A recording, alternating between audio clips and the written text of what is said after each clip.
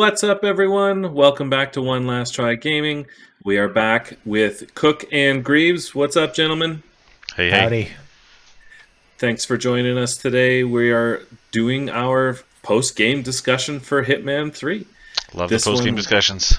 It was a wild ride, a vastly different game from The Medium, which was our last Let's Play game. I would invite you to click up in the corner to catch our Let's Play series of The Medium. One of the two corners. and take a look at that game because that one was a lot of fun to record. But this one was an absolute blast to record. Did you guys have fun watching me play this one? I was thoroughly entertained. That is for sure. It's a slobber knocker. Yeah. I'd say it was. This is way more of a game than the Medium was, and I think Greaves in the last, I guess, few episodes of the Medium, you inadvertently called it a movie and talked about watching it, but this one didn't give that feeling for sure. It's interesting, different, especially since I'm the only one that sat and watched both of these. Yeah. It's very apparent the difference between the two, where as I couldn't really cheer you on in the Medium very much, but Beano, I could make suggestions and I could suggest, I could say, hey, look over there. And when things were happening, it was more, there's a lot more tension, I feel, as well. And so that really made a big difference between the two. Yeah, that's awesome. And speaking of the difference between the two games, boy, when we were preparing for the Medium, we had a big whole one-page document that we'd written up as a summary of the story. And man, I'd be hard-pressed to get 2 full sentences to cover the story for this game. And basically, if we were to wrap it up, we play as Agent 47. He's working for a secret organization with his handler, Diana. And they're on a mission to erase evidence of their existence and find a replacement for the Constant. And we follow this progression. We kill a bunch of people who are bigwigs in the organization. I'm struggling to remember the name of that organization that we had to take out at the nightclub. ICA? ICA. I think it was ICA. Right. Yep. The ICA agents. So that was it was really interesting to kind of, they used the story to progress through the missions as a good motivation for why you're doing what you're doing. But ultimately, I think, to me, the gameplay of Hitman 3 is to just be presented with a challenging way to sneak around and come up with disguises and find cool ways to kill people. And man, did this game deliver on that. Yeah, from a story perspective, it's not really necessary. Now, this is my first really foray into the new Hitman trilogy that's currently going on, and so I haven't played 1 and 2. When you started playing, I said, okay, in my head, maybe I don't know what's going on because I haven't played the first 2. But then, as we were playing through this one, I said, I don't even know what's going on in this one. So, story is irrelevant. It's really just a way to get you from one location to another. And I mean, Yep. It brought you from Dubai to a British castle, to a train, to a vineyard, to Berlin nightclub. I mean, they're really cool venues. To a Chinese, Asian city. Oh, escape. yes. That's right. That was one of and my so favorite levels, and I totally forgot about it. It jumps you from a completely different venue to completely different venue. Like, there's no rhyme or reason. It just, we decided that this person exists in this place. But, I mean, you're not here for a story, let me tell you. You're here for throwing bricks at people and stabbing people with unicorn horns and things like that. Yep. Yeah, it definitely was on the completely opposite end of the spectrum compared to the Medium in terms of story and gameplay. Definitely looked really fun to play. I've played Hitman 1 and 2 a little bit, so I have an idea of how these games play, so I know they're really fun, but I could tell that you were having fun playing it. It seemed like you were really enjoying the freedom that the game was giving you. Yes. Sorry, I'm gonna interrupt there for a second. What was interesting was watching his progression from level 1 to level 6. Yes. That was Level 1, he played it more like a non-Hitman game and just you're a third person shooter or sneaker or something like that. Yeah. But definitely by level 4, 5, and 6, he was using his I got creative the juices gist to of find how it's different supposed things, to. and he was having a ball. So I gotta credit him for that. It was very interesting to watch that progression. That Greek flag was definitely flying. Yeah, that's right. It was a lot of fun to play, and I wish that, speaking of going back, one of the things that I think appeals the most to me about this game is the replayability. There seems to be that, to me, seems like what this game is meant to do is you get through the original story, and then you go back and you experience it in different ways. You take different paths to your target.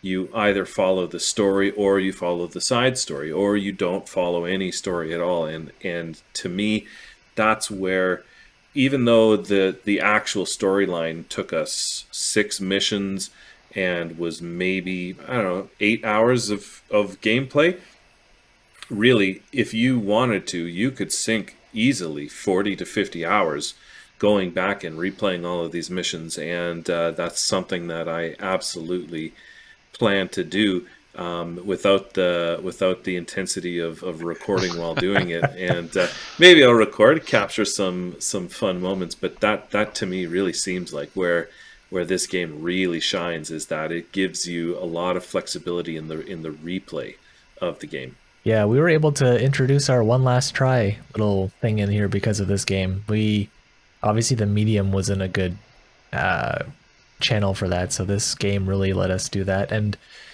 I think the challenges we ended up giving you, like for the remix versions, were really fun. And one of the cool things about the game too that we didn't even really get into is they have these like timed contract things. I can't remember what they're called, but essentially they give you like a different target. They reuse the same map, and they'll give you like this target that wasn't part of like the original story mission. And you have like a certain amount of time to go and kill them, but you only have one shot at it. So it's like really like high stakes in that sense, where you can, I think you have one life too, so you have to do it in one shot and then it's gone. So we did not steal it from them, for the record. That was our own thinking, though. But it does sound exactly like what we were doing. Yes. But interestingly enough, I know we didn't get a chance to see it. I don't think we had an antler kill in the second level that didn't make it into the video, I don't believe. Is that correct? Yeah, well, so we've got perfect sounding audio, but we did encounter a recording glitch where the recording software froze on the menu of the game, but continued to record all of our faces. And so we played mission number 2 and did such a fantastic version. It was one of the best levels I've ever done. We killed Alexa Carlisle with an antler chandelier. To me, that was one of my favorite moments in the whole series, and we friggin' didn't get it on video. And that's going to be one of those things that I wake up in the middle of the night at 3 a.m. in a cold sweat, because it's haunting me knowing that we had that gold footage that you guys will never get to see. And that was your first try with that, interestingly enough, was that while that happened, and that was an awesome, really fun way to complete the mission. After that happened, and we were looking at sort of some remix options for that level, I did some YouTubing on that particular scenario, and there are 3 different mission ways to execute her. And I went through those, and I was like, wow, those are really entertaining. And that's where you can really have a lot of fun with the game. You don't have to think of your own things. You can go through this and still have a fun time disguising yourself as specific people, going through this storyline that they've created, and generally the end kill is very entertaining as well. Like in one of them, you have her standing over her pretend grave, and you push her in, and then you put all the dirt over top of it. Like it's fun stuff. So I think it has the replayability in terms of you can think of different ways, but having an opportunity to have these sort of premeditated, targeted approaches is also very cool. Yeah. That is absolutely fantastic. So what did you think of those 2 different approaches, Bino? Since you were playing, like, did you prefer having those guided story missions, or did you prefer like doing whatever you wanted to do? That's a really good question. And I've been thinking about that because I feel like my natural preference would be to try and find a way to do it on my own and then go to the storyline when I get stuck. And I feel like that's kind of how we did it. But then on the other hand, they provided such an interesting story. Like when we did the mission at the winery, where you had to dress up as one of the guests of who's getting a tour, Mr. Black, I think his name was. Yep. Then you found that they were waiting on the winery guy, so you had to dress up as one of the wine workers, go cut some grapes, and then get back into your original costume so that you can take part in this tour. I thought that was really cool, and if I just went off on my own, I wouldn't have gotten to experience that type of pressure and that type of story engagement, and that was really cool to me. So, it goes back to the replayability. I think absolutely, I would love to go back and do a full-on only follow the story playthrough, so that I can experience all of those moments, and then do it again a third time to see what kind of crazy hijinks I can come up with on my own. That's cool. Yeah, I liked, I mean, that particular level, that story mission was really fun to follow. And I felt like, I mean, in general, I thought all of them were pretty cool.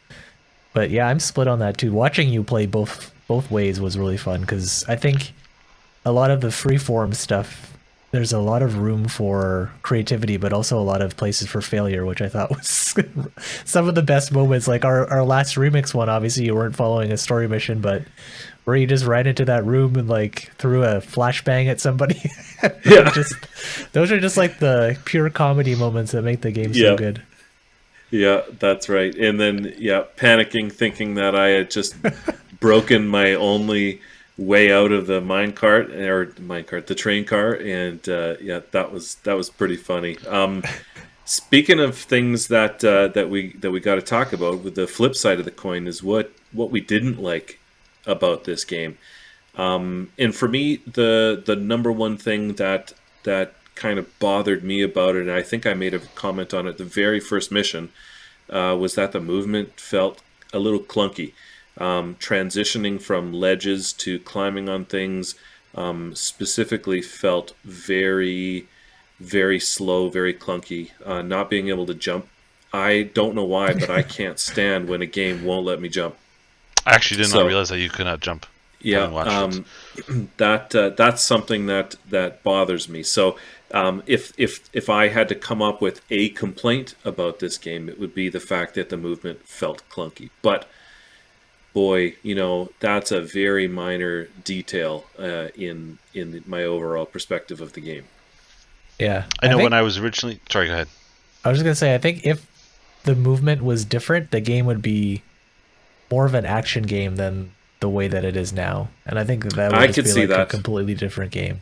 Because I remember one of the challenges that you said originally when he was getting into firefights early on is you said, this isn't a first-person shooter, so be careful, and that's where that movement comes into it, because it doesn't have that same feel, so you don't have that same comfort level as a normal shooter. Yeah, I think the clunky movement like forces you to be more methodical in like how you approach problems and how you kill people. Because I mean, if the shooting, and if you could have like really good movement, you could just shoot everybody like quickly and run away and all that stuff. So I think true. I totally get where you're coming from, but I think that's kind of like by design. Yeah, that's a very valid point, and I can absolutely see that was a purposeful design choice. I originally thought that the lack of number of levels was a flaw. Like, there's only 6. But, I mean, sort of as we talked about with the replayability, but I mean, also there's so much stuff going on in these levels. Like, you walk past a cleaning person who's on the phone with their boyfriend or whatever, but there's conversation that's going on that, I mean, it adds to the story, it makes it fun, but I mean, a lot of those conversations also do have an impact on the mission, because they're talking about something that's going to happen down the road. And I mean, one of the other examples of that is, again, at the vineyard, we chose not to go through one of the missions, the pre-selected missions for the remix, but we went down to the vineyard area, and they were all preparing the tour. It was still happening. We weren't going with it. All the NPCs are still running around doing the little tour, which was great because we needed to get her into a great press, which we wound up not doing her, but nonetheless we could take advantage of some of those cute little ways to off people. So what I originally thought was not a lot of levels, especially, and then also if you look at the cityscape where we went downtown, like that level was huge. I was getting lost in there already. So they were absolutely massive levels with hundreds of people in them, and to be able to walk past somebody and listen in on their conversation makes the world seem really alive, and that is a huge. It made the game very immersive, and the fact that there were only 6 separate missions and 6 worlds. I agree with you, Greaves. At first, I was like, "This is a very short game. Like, why are we paying a full price experience for this type of thing?" But now that I've played it and see the potential for this, very much think it's worth a full ticket price. Yeah. In fact, actually, that was. Sorry, go ahead, Cook. I was gonna say the levels really feel alive. Like it's like an actual like mini world. You feel the atmosphere is built really well, and it's the one flaw that I would like think of from a level was the last one, because although it was beautiful and it was really cool, sort of running through this train going from the beginning to the end, it just didn't provide a lot of different opportunities. It was very linear as a result, and I think that's partially why we had trouble finding a proper challenge. Because there's really all you're doing is running from beginning of the train to the end of the train, get whoever you need to on the way, and at the very end you kill this last guy. Whereas I mean, a game like this, it's so well crafted in terms of finding elaborate ways to kill people at the end. I was actually kind of disappointed with the very last boss where you just walk up to him and you choose, okay, you can either syringe him, which would have been cool if you'd gotten to that point with the remix, but we just popped him in the head and that was the end, whereas it wasn't like this convoluted, find this, which then leads to this, and that sets up that. So that was my one disappointment. That last level, again, beautiful, stunning with the movement and all, but it was a little bit of a letdown in terms of, I don't think there'd be a lot of replayability on that one. Yeah, I totally agree with you. In fact, that's one of the things that I had forgotten to write down in my notes, but remembered it when you brought it up, is that it was a very anticlimactic finish to the game. There was no real challenge on that last mission. That it just seemed like maybe I got really lucky on my first playthrough and picked up the right costumes or disguises, and it made it easier on myself. But it felt like that was what I was supposed to do. And that final fight, really, he just stood there and took it, and it was a kind of a letdown. And but I'm not going to let that sour my view of the game. Yeah. One other thing to add too is, like, on PC, this game is only on Epic Game Store. And I think they automatically or for free you get levels from the first and second Hitman game. So on top of the 6 levels that you get from Hitman 3, you're getting all that extra content as well that you can play within Hitman 3. Gotcha. That'd be fun. Yeah. Absolutely. Well, let's get down to our final verdict. I myself, having played this game, am going to give it a 4 out of 5. I really, really enjoyed it. And absolutely is going to be one that I go back to and play again. And I only docked it points because of the fact that I didn't love the movement. And, maybe I'll bump it up to a 4.5 out of 5 because of your defense of the movement mechanism. I can't hold that against the game. So I'm updating to 4.5 out of 5. Yes. Cook, what's yours? I got a 4.5 out of 5 as well. I think the Hitman games, since the re-release of, or not re-release, but since they restarted that trilogy with Hitman 2016 reboot, that's a good word for it. I think they've always just been like super entertaining to watch. They're fun to play. I agree with the movement stuff. It's just it's a bit clunky, but I think again by design. But I think it's really, really fun to play. I'm not huge on story, so I mean, in games in general, I think most games don't have good stories, so that's why I don't really care too much about the story being bad. So I still docked it a little bit though because it was really hard to follow, and it was just like a nothing story essentially. But the game is so Right. fun to play, so fun to watch. I think it's rare that you would get like a single player game that is so entertaining like this, at least for me, that I think it deserves like all the praise that it gets for Yeah. being super fun. And I also need to give Bino a 3 out of 5 for his Hitman assassination-ness, or whatever the right word for it is. I think considering this is your first Hitman game, 3 out of 5 is a really good score. Awesome. I thought Thank you you. did really well in general, just like making through levels. You had a lot of good creativity.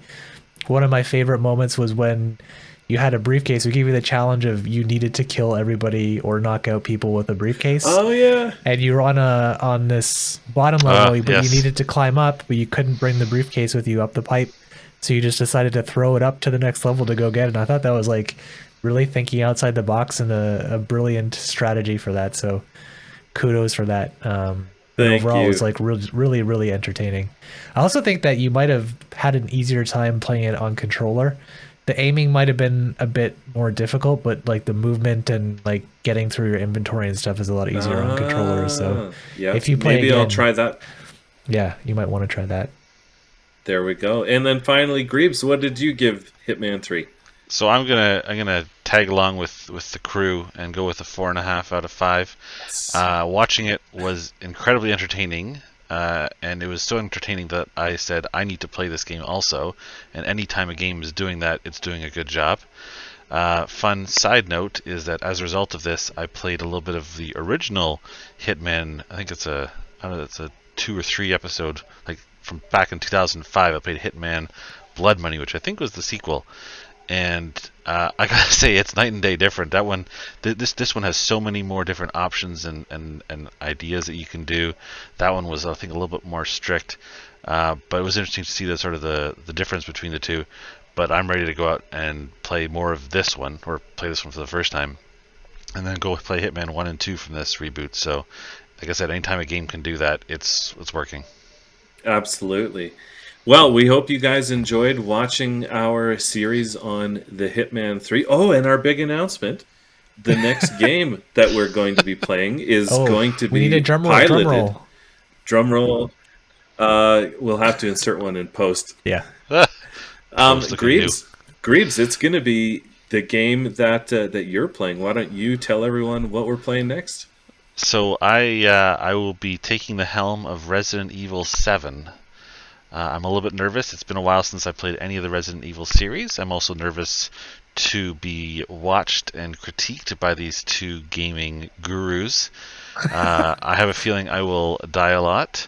I have a feeling I will miss a lot of things, but I'm willing to take it on and have a lot of fun in the process. So stay tuned for some Resident Evil 7 episodes coming up. Yeah. And we're going to have some more fun. I am really interested to know, so how did you come to pick Resident Evil 7? Are you preparing to play Village when it comes out? Probably. Like I've played 2, 3, 4, and 5, I think. And then it's been a while, but I always enjoyed the Resident Evil series. They were probably some of my first really big, long games that I stuck with, that I enjoyed. So Nice. I don't know a lot about 7. I mean, I don't know what's going on with the story. I mean, it's basically just Umbrella Corporation, and they're doing Is it? stuff in, I don't know. I have no Raccoon City. idea. Those are the keywords I remember. Hopefully, I'll see Mia Jovovich somewhere, and that'll be a lot of fun. Nice.